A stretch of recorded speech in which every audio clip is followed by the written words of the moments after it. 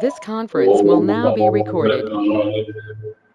ब्रह्म विद्या संप्रदाय कर्तृभ्यो वंश ऋषिभ्यो महद्भ्यो नमो गुरुभ्यः सर्वोपप्लवरहितः प्रज्ञानघनः प्रत्यगर्थो ब्रह्मैवाहमस्मि ब्रह्मैवाहमस्मि।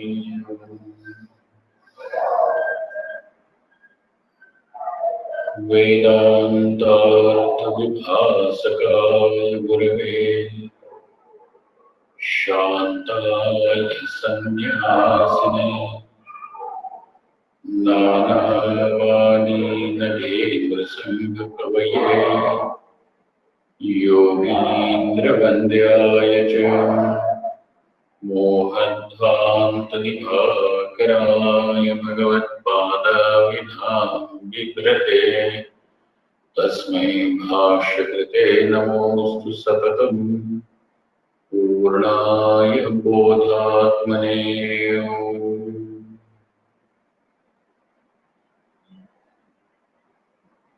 यस्य निःश्वसितं वेद यो वेदेभ्योऽखिलं जगत् निर्ममेतमहं वन्दे विद्यातीर्थमहेश्वरम्। Shri Ram expressed his helplessness in front of his teacher, saying that the web of vasanas, the complex of the vasanas, the impressions which are conscious, subconscious, and which have been gathered since innumerable births, sit over there, and a person does not know that these vasanas may even exist unless and until a situation comes. And because there is hardly any way, maybe one can just dig a little bit about into the conscious unconscious mind, but much of it remains almost buried, inaccessible, and only way it can actually be made ineffective is through the practice of samadhi, which is called as yoga. But even before we can approach that state or arrive at a state where one can steadily be applying himself to the practice of samadhi, it seems that the person is almost a puppet in the hands of these vasanas. These conscious unconscious vasanas, Swami Dayanandji uses a word. He says our shastras, the scriptures say, a word called kashaya. Kashaya is there. Someone had asked, is there any Sanskrit word to it? But Swami Dayanandji gives this word kashaya, and it is quite frequently used, referring to the collected vasanas of several lives, kashaya, the latent impressions.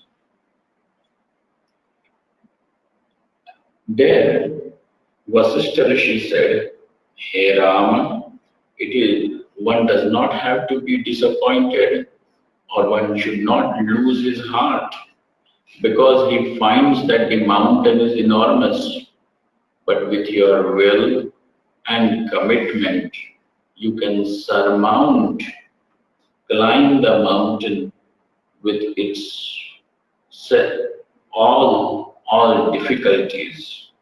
It is quite possible. Swaprayatnopanitena paurushenaiva namyatha.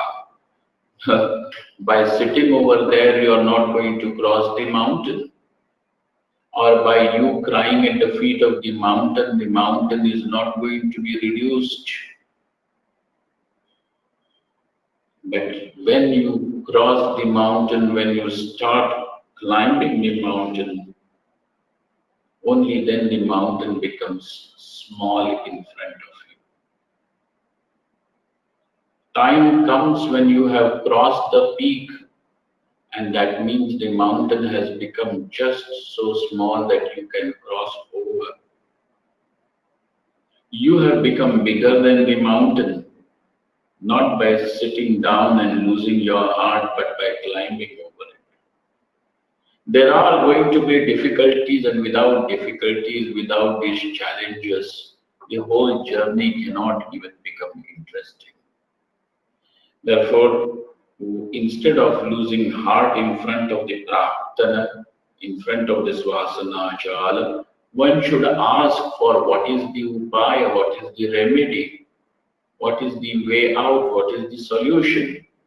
And when we are analyzing the solution, Vasishtha Bhagavan says that there are two kinds of these vasanas, Shastriya and Ashastriya or Uchastriya.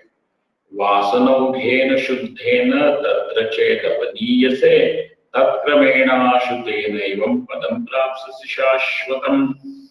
If a person has these Shubha Vasanas or the impressions, the vasanas, the latent tendencies are naturally the inclinations are towards auspiciousness, then a person does not have to put forth any effort. The wind is flowing in the right direction. It will lead your ship to the shore. But if the winds are going to be in opposite direction, then you will be led away by the force of that wind, forced away from your destination. At that time, one will have to really put forth some effort. And what is that? Athached ashubhaha bhavaha tvam yujayati sankate prarthanastarasau yatna chetavyo bhavata swayam. And if one finds that his swabhava, his nature, is predominated by ashubha vasanas, by these inauspicious tendencies, which are opposite to the Shastra, then over there one should know that these vasanas ultimately will lead me into the depth of all sufferings. Prarthanastadasau yatnachetavyo. Over there, a person will have to really put forth all his energy, all his effort, and tremendous effort over here. Then, swayameva chetavyaha. You cannot just send somebody as your proxy over there. And so, swayameva chetavyaha. Now comes the third paksha, the third,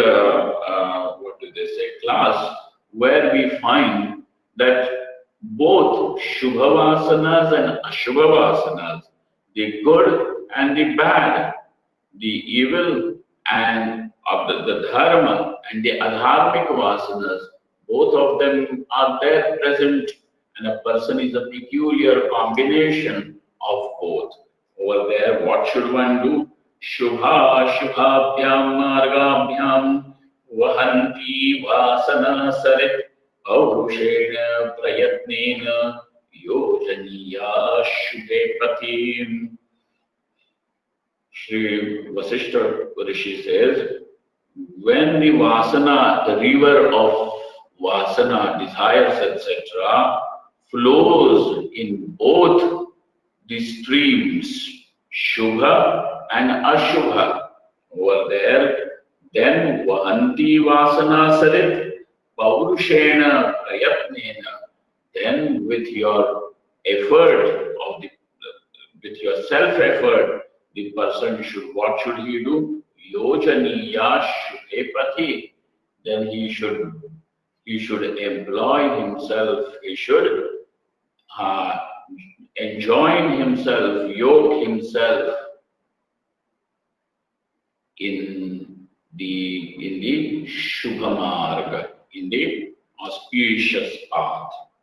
उभयपक्षेषु शुभभागस्य प्रयत्न नैरपेक्ष्ये अपि अशुभभागं शास्त्रीयप्रयत्नेन निवार्य शुभमेव तस्य स्थाने समाचरेत्. Vidyananda Swami says, Ubhayapakshetu, when one has got both the tendencies, Shastriya as well as Ashastriya. Shastriya only are called as auspicious, Shubha. And that what is Uchastriya, which is divorced from the Shastra, is Ashubha, is called as Ashubha. Over there, when a person has dharmic vasanas, over there he does not have to do anything. That dharma will take care of your well-being. The dharma will naturally lead you towards moksha, towards your true destination. Dharma will never ever divert you, dharma will not dupe you. And so once a person is in the hands of dharma, when his life is taken care by righteousness, the person does not have to worry. Dharmo rakshati, rakshati rakshitaha.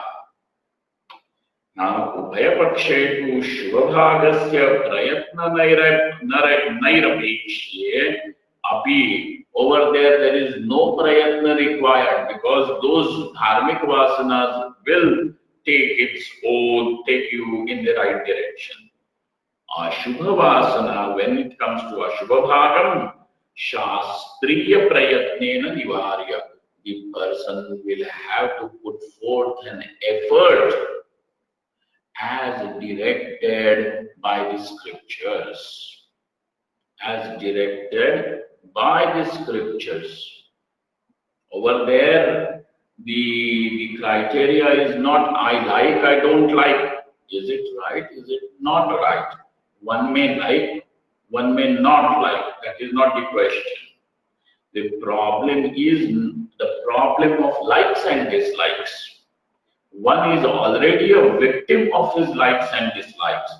Paurushena, so Shastriya Prayatnena Nivarya Shubhameva Tasya Sthane Samacharet.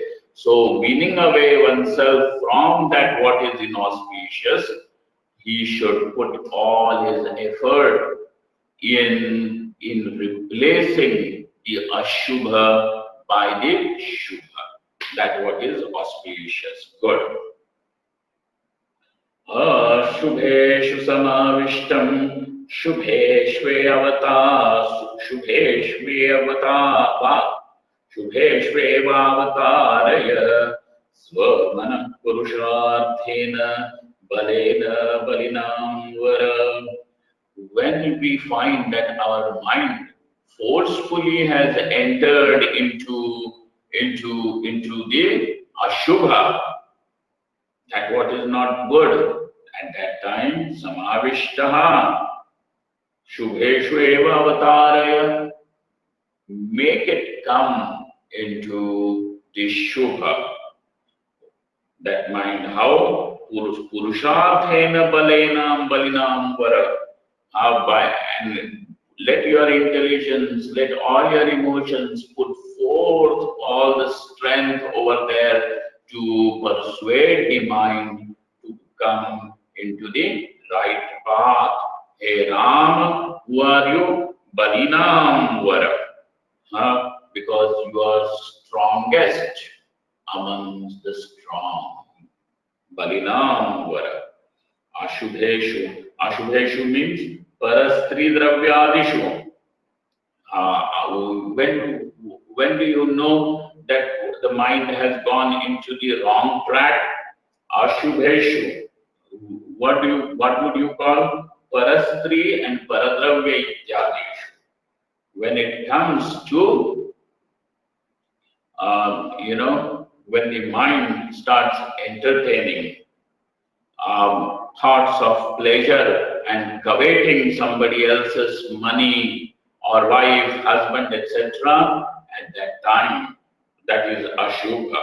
And what is that Shubha? Shastrartha Devata Dhyanadishu. When this happens at that time, in go and sit in some satsang. Oh, but then my mind does not stay over there. You do not worry. At least at that time you will stay protected. Shastrartheshu devata dhyanadishu. But even if we go to the temple, our mind is not there. My mind wanders off. Don't worry.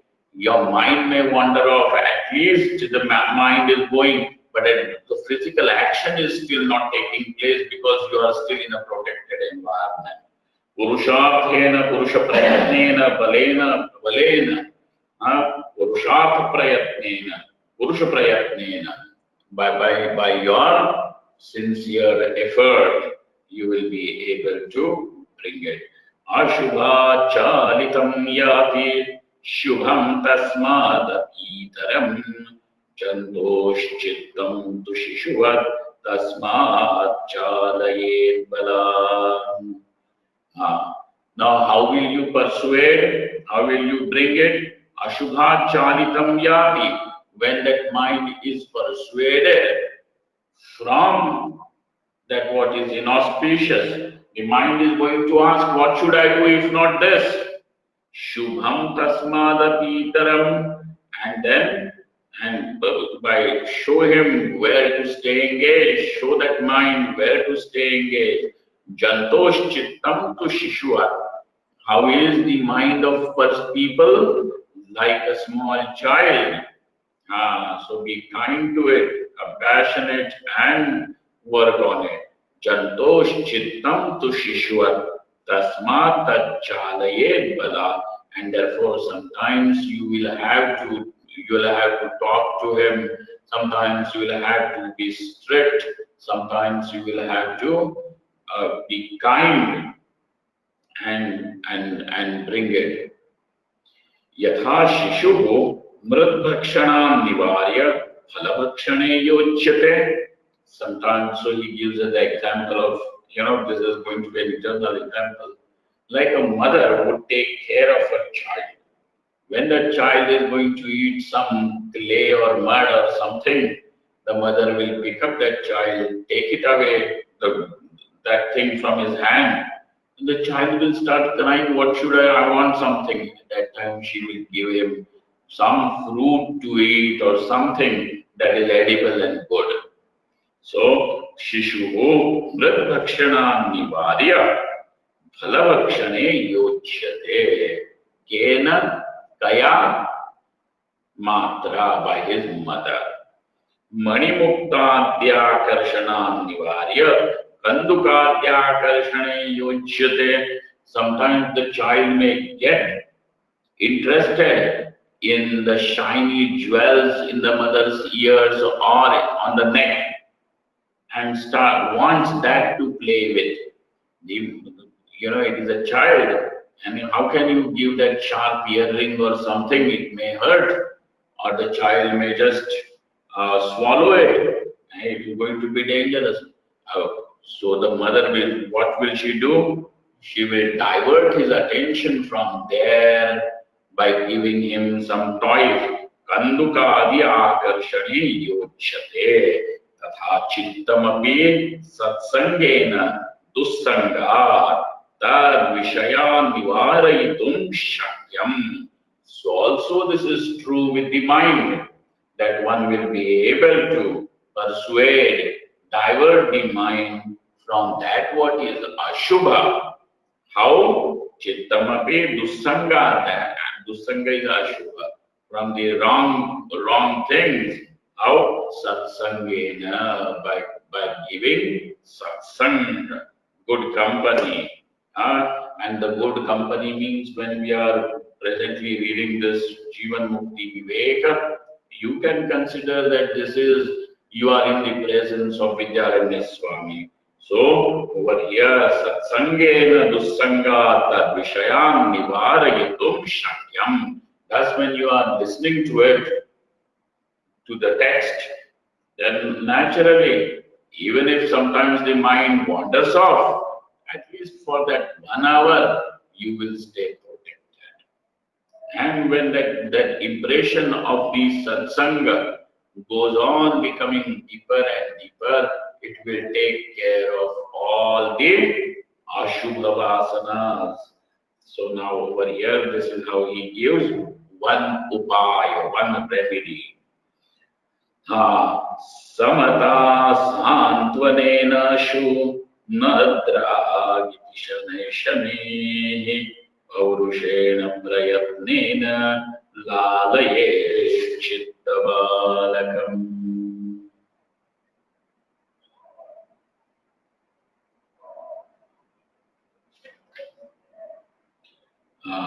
समता सान्त्वनेन शु.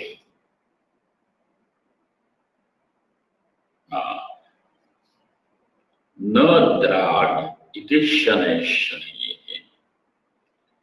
Now he says, sometimes when we use samatha, yeah, by staying equanimous, certain things may go exactly opposite to our desires, our wishes. At that time, instead of getting extremely upset, etc., samatha and santvana, give explanation to yourself. Santvana, have consolation. Don't become harsh. Explain, be kind. Samatha, santvane ashu. And with these kind of upayas, ashu, what happens? The mind comes under control quite easily, quite quickly. And then there are other ways through which shanai, slowly and steadily, there are other upayas. Paurushena prayatnena lalaye chittabalakam. And thus, this is how, through your own efforts, the person is willing to work on his own mind. As long as the person wants to change the mind of the others, the person is an extrovert. But when a person wants to understand himself, when a person wants to take care of his own mind, the person has become mature. Till then, we will be wanting to do adjustments outside, thinking that outside external adjustments will make me more comfortable. If he thinks like this about me and she thinks like that about me, then will I be comfortable? Then you are going doing a Dravidic pranayama. In pranayama, we typically do it this way. But, the mudra is, somebody does that, takes the hand right behind the head and then turns and brings it. What is the point of doing it? Ultimately, you have to just press one nostril, keep the other nostril open, and when doing kumbhaka, you have to press both the nostrils, not letting the air out. So do it the easy way. Instead of that, somebody does it that way. No. Paurushena prayatnena lalaye chittabalakam. And so, with your own effort, take care of this child. Which child is this? Your own mind. So when a person now wants to work on his own mind, the person has become mature. Because as long as you think that others need an adjustment, till then you have sold your freedom, your happiness, your peace, then you are saying that your peace is dependent on the way somebody else else's mind and state. Swami Anuvananji used to say, then at that time you are like what? One uncontrolled mind trying to control another uncontrolled mind. So this is not Dravidic pranayama, this is Ashakya Anushtana, an impossible task. Ashakya Anushtana means an impossible task. Like somebody sits by Ganga thinking that he is going to draw a straight line on the running stream of the river. Now, he can sit over there trying to draw a line on that running water for 1,000 years. No line will ever be drawn on the running water. Ashakya Anushtanam. So wanting to control somebody else's mind is your own mind is uncontrolled, that other fellow's mind is uncontrolled. Now you want to, with one uncontrolled mind, you want to control another uncontrolled mind. How is that possible? Ashakya Anushtanam. And therefore, Lalaye Chitta, take care of your own mind. A person who is willing to do that, he can create peace for himself. And the person who is not willing to do this will create only pieces around himself. Chapadasya pashoho bandhasthane praveshanaya dvaupayo bhavatah. No, like, the cowherds, when they want to bring a calf, or the shepherds, when they want to bring a sheep under control, bring it to the flock in the herd together, how do they do? Chapalasya pasho, that pashu, that animal is extremely strong and very, very, what do they call? Swift.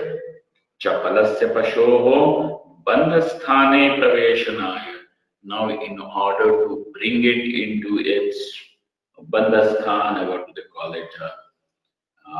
The cowshed, where it can be tied. So over there, praveshanaya dvaupayo bhavata. There are two distinct upayas. There are two distinct ways of doing it.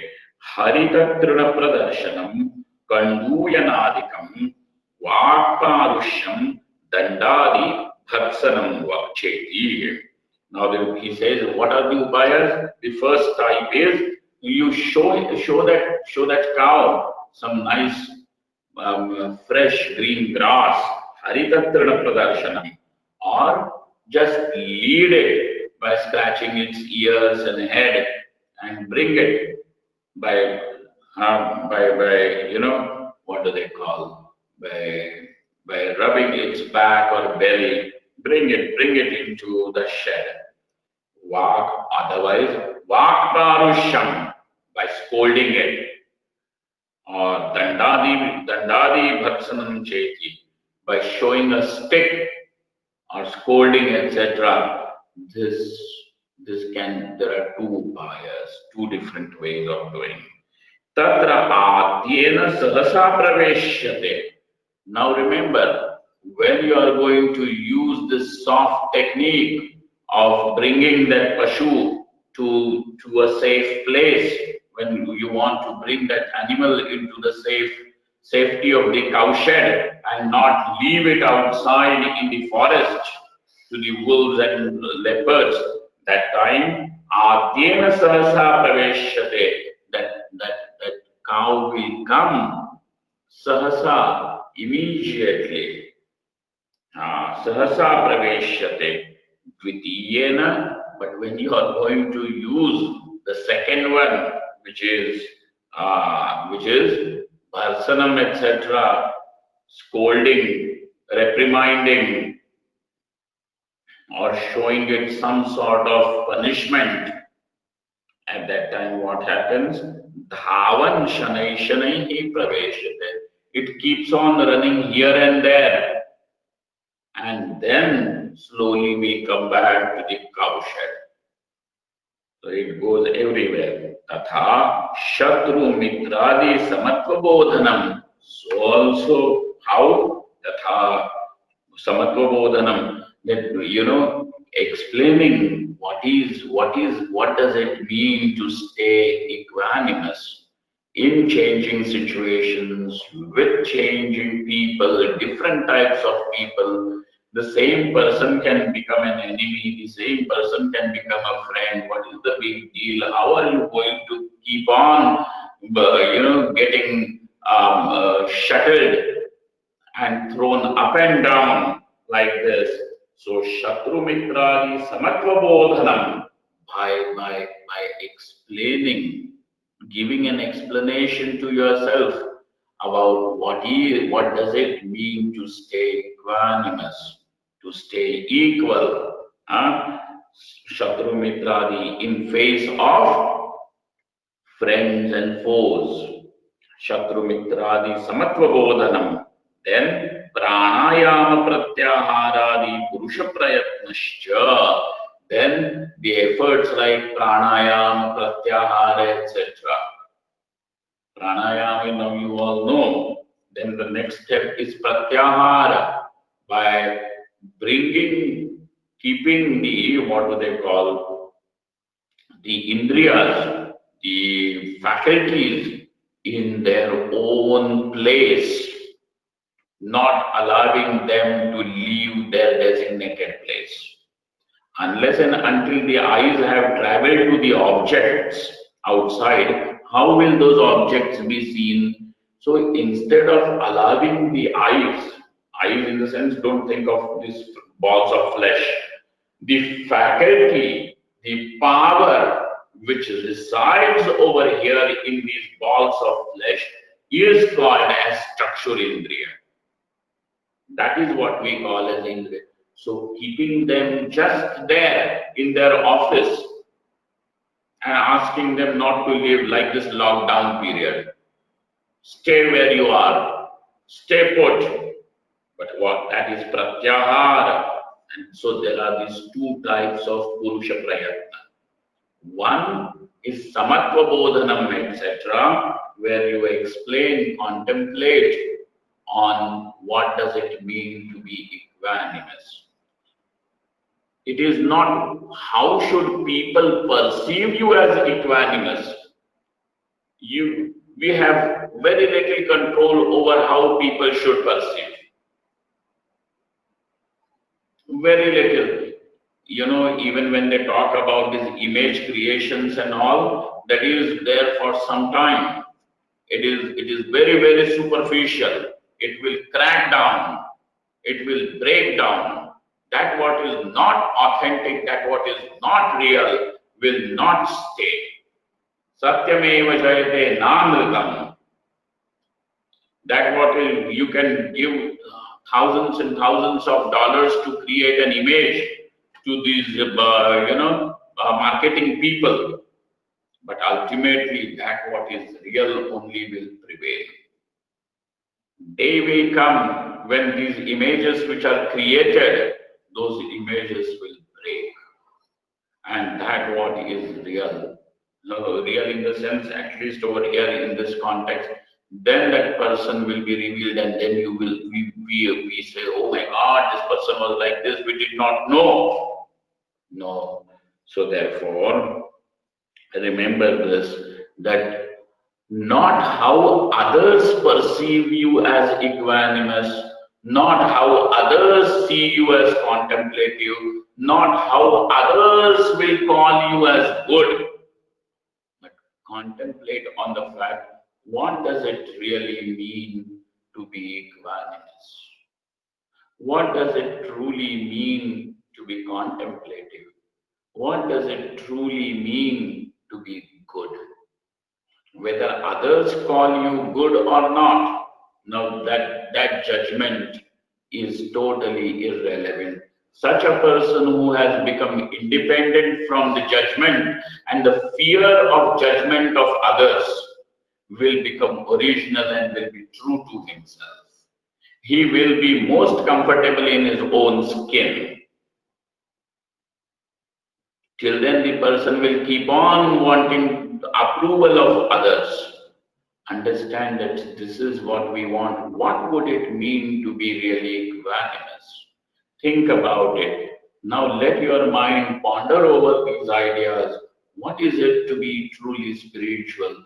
What does it mean to be enlightened? What is it that I truly want? What is equanimity? Not how others will see me as spiritual, how others will see me as enlightened. The judgment passed by others is totally fake. It is not going to quench your thirst. It will not heal your wounds, and therefore that is not at all important. So how do we see this now? Tatra adyena shatru mitradi samatvodanam. शत्रु मित्रादि समत्वबोधनम प्राणायाम प्रत्याहारादि पुरुष प्रयत्नश्चेतो चित्त शांति उपायो. These are the two upayas, two ways in which one can calm his own mind. Shanti, chitta shanti upayas.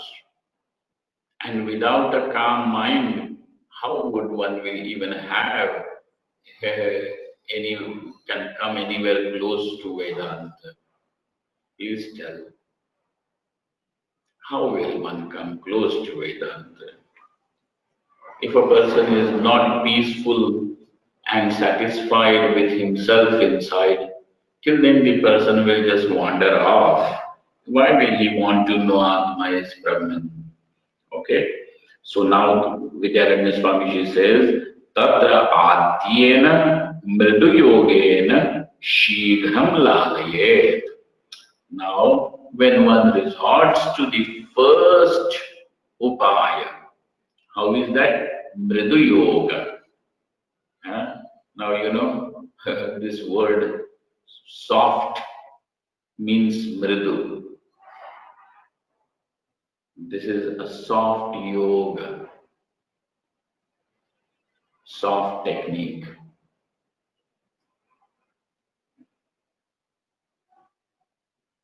Through this soft technique, Shighram Lalayet, one will be very easily be able to tame the wild mind.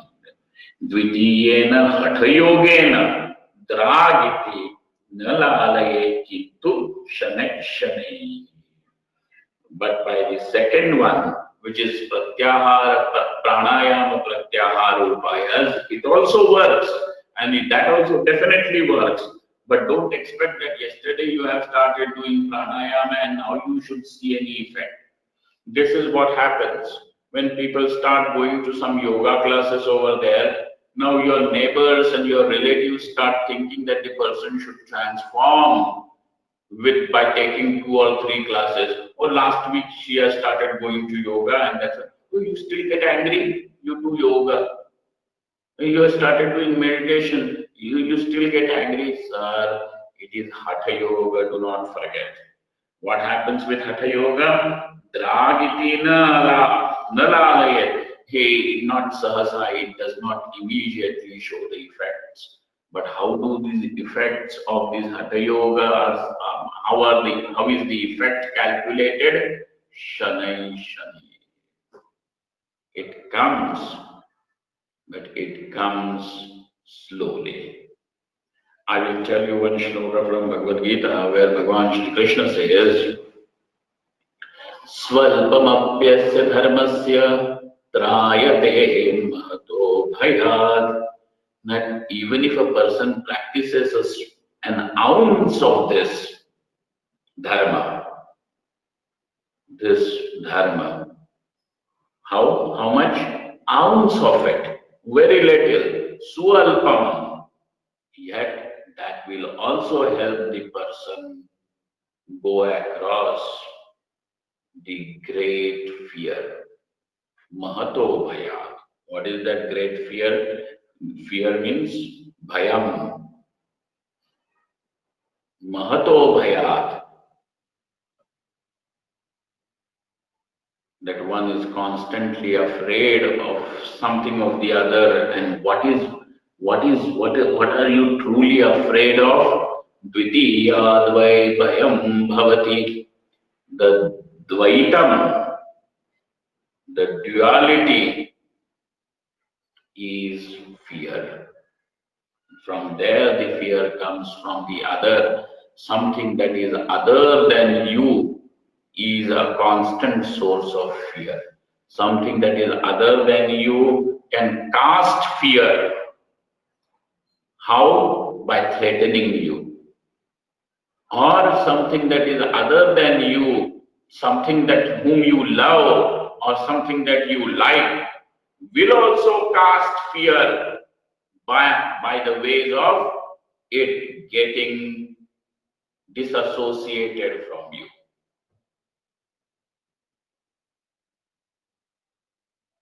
And therefore, people are afraid that my wife, my child, my money, my wealth, my property should not be lost. The fear constantly hovers like a ghost, like some spirit behind you. So over there, this duality causes it. And so when one is a little free from that bhayam, that means now that duality is not breathing under your neck. Now you can work on destruction of ignorance, which is the cause of duality. Which is the cause of duality. That's over there. Dvitiha. Trayate mahato bhayat. Even putting forth little effort in this direction will also help you in return, because this is your true achievement. This is your true, real, asli kamai. What do they call it? Gain. True gain. Swalpamapyasya dharmasya. That's why whether it is the Mridu Yoga or Hatha Yoga. Now you understand that he classifies Chitta Shanti Upayas as two. There are two different upayas. Upayas means remedies. Remedies for what? To calm the mind down. There are two different upayas. One is called as Mridu Yoga and the other one is called as Hatha Yoga. Okay? So Hatha Yoga is Pranayama Pratyahara Rupa. And what is Mridu Yoga? Samatva Bodhanam, etc. Okay? So that's furthermore. द्रागभ्यासवशाद्याति यदा ते वासनोदयम् तदाभ्यासस्य साफल्यं विद्धि त्वम् Harivardhan.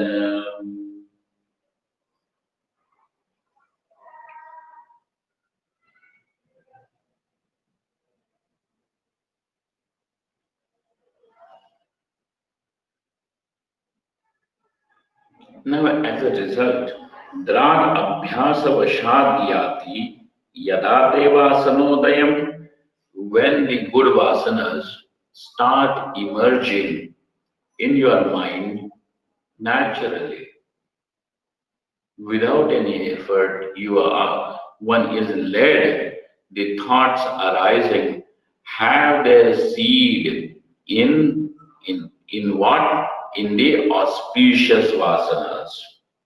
The sankalpas are all Shubha sankalpas. Then what happens? Then you should know that it is the result of that earlier practice where one was practicing. It is happening naturally. How does it happen naturally? When whole world is being led only by flesh and money, how is it that you are not led by that, but your thoughts are about something else? Oh, it is not because some God favored you, something happened. It is because of of of the effort that the person has put. And so, drag abhyasa, and when this starts happening naturally, then tadabhyasasya saphalyam. Know this as to be the fructification of the practice that a person has done. Tada abhyasasya saphalyam phalena sahavartanam. Not nishphalam, that it is, when we had this one bale tree, bale is, what is the leaves which are offered to Bhagavan Shiva on the Shiva Linga during the worship. It is said that, even when you have to offer the leaves of that tree, you cannot offer any leaves. Not only that, because it is a compound leaf, the all the three leaves of that compound leaf should be intact. It should not be nibbled by worms. Hmm. It should be clean. Komal means what? Tender. All these things. But along with that, there is one more important thing. It is said that you can pluck only those leaves from the tree which has started bearing fruits, the pale fruit. You cannot take away those leaves from any tree and offer it to Shiva. Only those trees on which the trees are bearing fruits. Phalena sahavartanam. So therefore, when that efforts you will know have started, are it is fructifying. That practice with has started yielding its result when the vasanas, shubha vasanas, start taking charge of your life over there. When the shubha vasanas start taking charge of life, dragabhyasavasharyati yadate vasanodayam tadabhyasasya saphalyam vidhi tvam harimardana. O Rama, you are who? Harimardana, which means the one who can easily subdue the enemies. Why Harimardana? Vidhi, you should know that. And why is Vasishtha using this Harimardana as an adjective? Subduer of the enemies. Because over here now you have to bring the mind under control, subdue that which is going wild. And therefore, Mridu Yoga Bhyasa Shigrameva Sarvasanodaye Sati Saphalyam Abhyasasya Mantravyam न तो अल्पकालत्वेन संभावना शंकनीया. Now he said, Mridu Yoga Abhyasat Shigrameva. Even when we say Shigram, Shigram means fast. The results are seen quickly, immediately. And immediately means don't think that somebody started attending a class and next day he had a change in his nature. The change has started happening from the moment the person has started listening to the teacher earnestly. And it will happen. It cannot go waste. There is that we are very, very sure that the satsanga, Vedanta, the words will never ever go waste. It is said about Rama that his arrow was amogha, which means will never. It was a very interesting thing about Rama's arrow. The arrow would leave the bow, hit the target, and come back and sit in his quiver again.